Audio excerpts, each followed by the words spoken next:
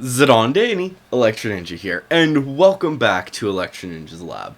In today's video, we are going to be talking about the latest chapter of My Hero Academia, which, oh boy, oh boy, oh boy, oh boy, this was a pretty big chapter.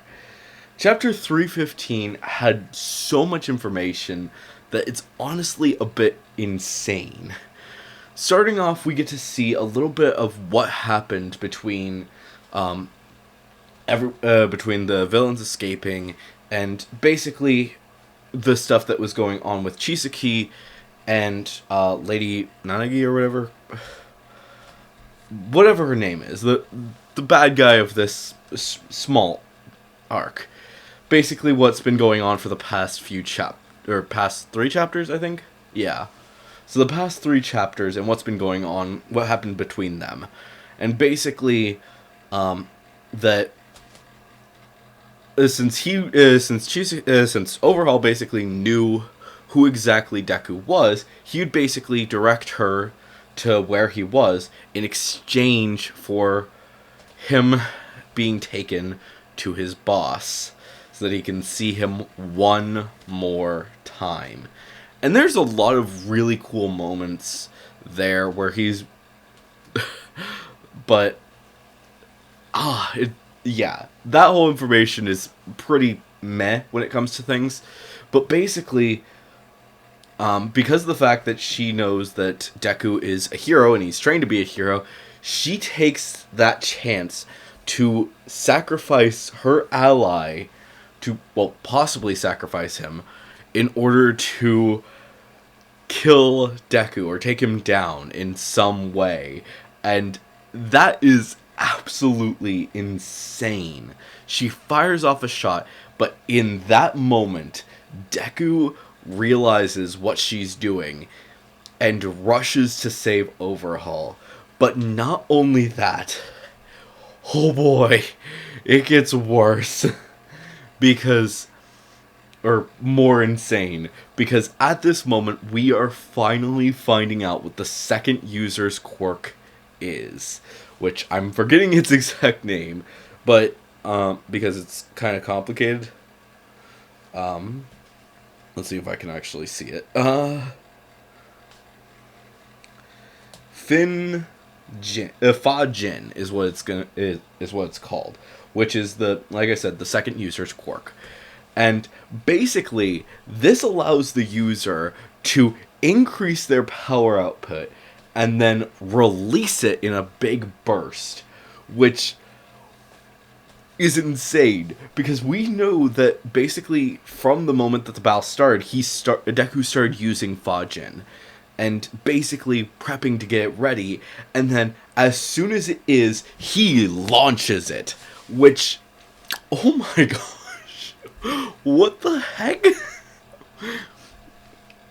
That was insane, because, yeah, like I said, it increases his power output to basically the point where he actually says, he calls the attacks that he's using full 100%, and then whatever the attack is.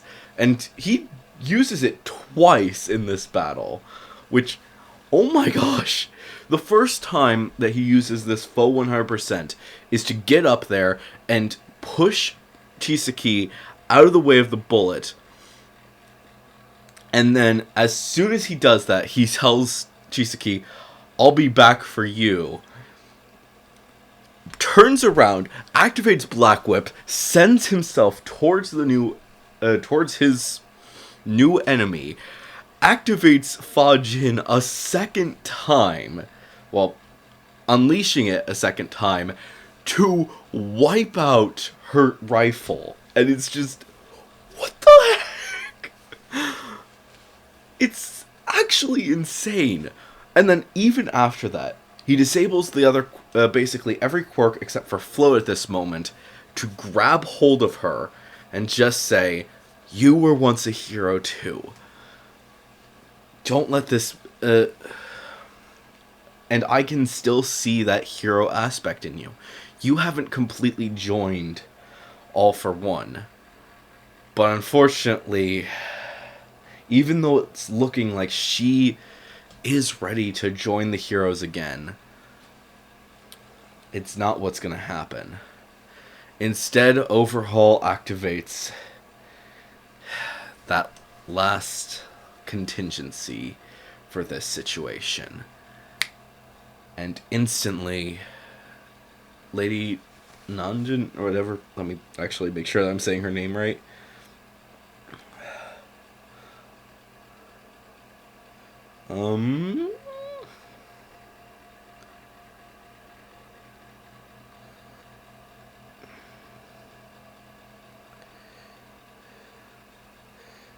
Nagant, I guess, is how it would probably be pronounced. But Lady Nagant, All for One added a failure clause to her as well as what's sounding like a few others. And as she's saying that Deku is the real deal, deserves to be a hero in all of this, All for One activates it. And it causes an explosion to instantly wipe out Lady Nagant. And it damages them, both of them. While not much damage happens to Deku, the damage to Lady Nagant is devastating. We're lucky because of the fact that luckily Hawks was there to swoop in and pick her up. But this is the damage that quirk, whatever it was, the failure clause did. We don't even get to see her face, for that's how much damage it did. And on top of that, it looks like her arms are singed, burned. The fact that if she's not dead, then it surprises me. I mean, honestly, I also want to briefly mention, because Hawks is there, that I'm surprised Hawks still has any ability to bring out wings. It's small, but he's able to do something that's able to at least help her, which, thank goodness for that. But at this moment, it's looking like Nagant is going to be dead. She's not going to survive this. She may be able to bring some last bits of information to basically tell Deku and the others where exactly All for One has been hiding. But I honestly can't imagine that this battle is going to end well.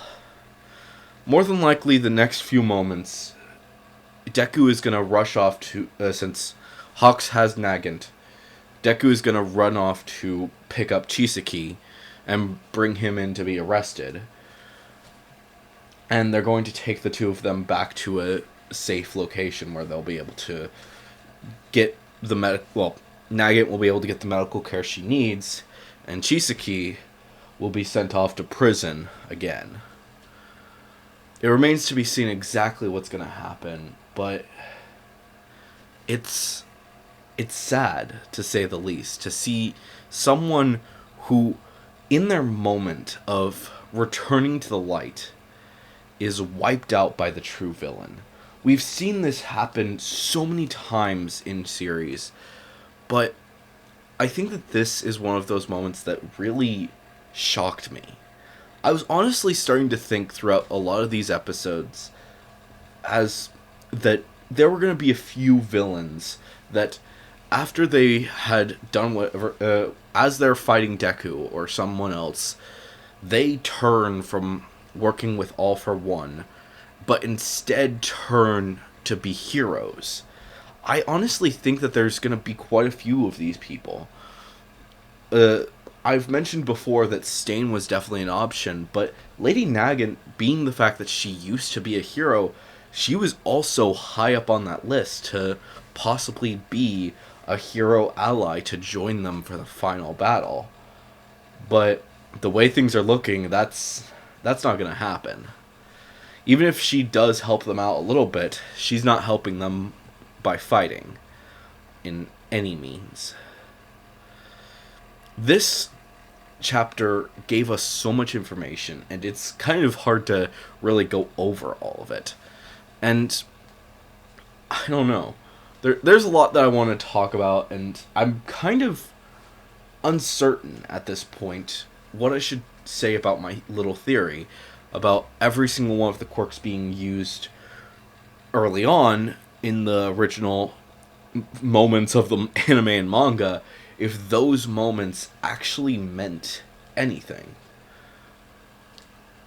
Let me explain. I've talked multiple times about how many of the quirks, in fact, as of before this episode, still most of those quirks were being used and still had some connection to a previous user, or someone who was in that previous battle. The super strength that the normal quirk gives, that comes from the guard guy. The big guy. I'm forgetting what his name is, who saved a lot of people and protected them. The Black Whip is connected to, obviously, Kamui Woods. Float is the jetpack hero, who, yes, he was in that moment, only in the manga, but still he was in that moment. And then the only one that isn't is Danger Sense. And even to an extent, I still say that Smokescreen is probably still connected to water, which brings me to the second and third user's quirks. First off, let's talk about the second user, since we just got him. I believe that his quirk may still be connected, because while it's not necessarily size manipulation as I was expecting, it does still increase the strength. Which, keep in mind that when Mount Lady grows in size, she also grows in strength. It's not something that, oh, her muscles would collapse if she did this and all of this jazz. No, her actual strength is increasing to the point where she is actually still strong enough in her Mountain Lady as the big form to basically still move exactly as if she was a human, and is even able to possibly go faster than a human would go. So, yeah. It's rather interesting, to say the least. So, perhaps that is the aspect that we should have been looking at. The enhancing of the abilities is actually what we should be looking at. And Fa Fin does, in an essence, still work as Mount Lady's quirk. So that still leaves the last quirk. The quirk that I've been saying needs to be within there from the start. The healing quirk. I've said before that the third or second user would likely have a healing quirk. Something that would allow the final user to be able to restore the quirks back to their original owners. Basically, this was a quirk that would basically join the heroes as soon as they realized that they had this quirk, because the fact that this would allow the user to restore quirks of those who got them stolen by All for One. So, why not save that quirk? Make sure that it's able to be used later down the line when truly terrible things are about to happen. So, the quirk is passed on, put inside of the single quirk. The quirk of One for All. And this quirk is just simply a healing quirk. A quirk that restores quirks. And I think that it is right around the corner for this quirk to finally be used by Deku and to unlock his true quirk. The fact is that we still haven't heard anything about whether or not Deku did start out with a quirk. But I still think that there is that high chance that that he was actually born with a quirk. Remember, All Might was able, since he was actually born quirkless, he was able to handle the powers of One for All almost instantly. But with Deku, he hasn't been able to. He still has the training that a lot of the previous users had to go through. He still had to practice. He still had to upgrade his power to the point where he would be able to use that power. I think that that was because of residual energies from his quirk. And I've talked about this multiple times in the past, and I still think that it's a reasonable assumption to make. And we'll just have to wait and see exactly what happens, but it does lead me to think that there is a high possibility that Deku may be the one who is going to be the last user, because the fact that he does have a quirk. And he's not going to be able to pass it on as many others have been able to do in the past. Instead, he is going to be forced to keep the quirk himself, to use it to the best of his ability until it's finally time for the quirk to go away. It remains to be seen, but it would make sense, to say the least. I don't know. There's a lot to this quirk, and a lot that we don't know yet.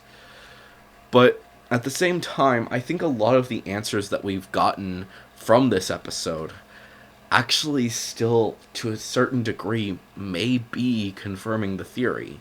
Even if it's not true, I still think there's a possibility in there.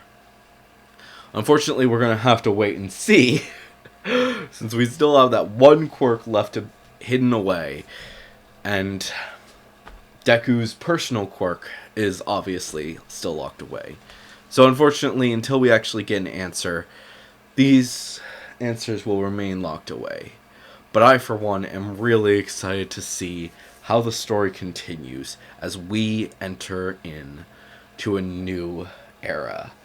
I know I've said that a lot, that this is becoming a new era, but it really does feel like it.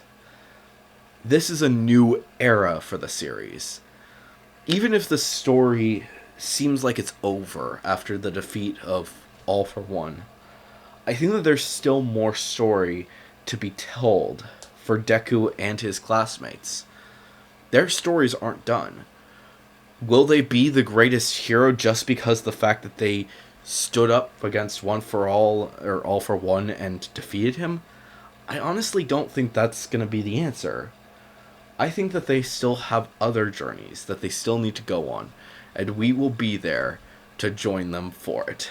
But anyways, guys, hopefully you've enjoyed this video. If you have, please make sure to leave a like, subscribe if you're new, and ring that notification bell. And of course, if you guys have any thoughts or theories, please leave them down in the comments below. If you are going to leave a theory, make sure to say theory review somewhere in your comment.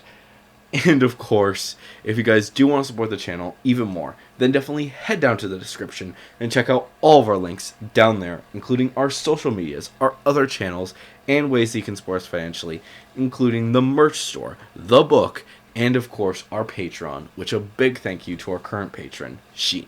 But anyways, guys, I have been Electro Ninja, and I will see you guys next time. But on!